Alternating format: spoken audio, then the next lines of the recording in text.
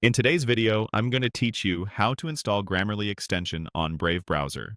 Grammarly helps catch spelling, grammar, and tone issues as you write across the web, and Brave supports Chrome-compatible extensions, so the setup is quick. Whether you're composing emails, documents, or social posts, real-time suggestions can save time and prevent errors. I'll guide you click by click so you know exactly what to expect. Start by opening the Brave browser.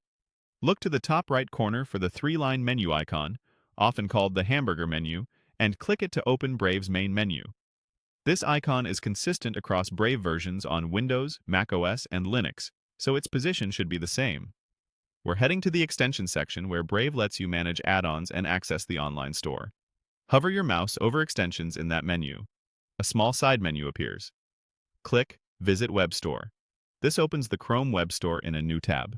That's expected. Brave is built on Chromium, so you install extensions from the same store used by Chrome. After the page loads, look for the search bar at the top. Click into the store's search bar, type Grammarly, and press Enter.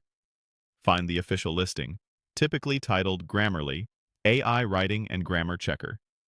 Look for the green G logo, a high user count with strong ratings, and the publisher Grammarly Inc., so you know it's legitimate.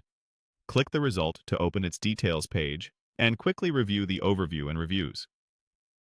On the Grammarly page, locate the Add to Brave button near the top right and click it.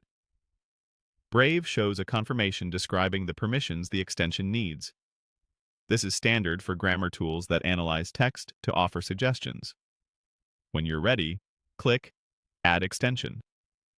Installation only takes a few seconds, and Brave will display a message confirming Grammarly has been added.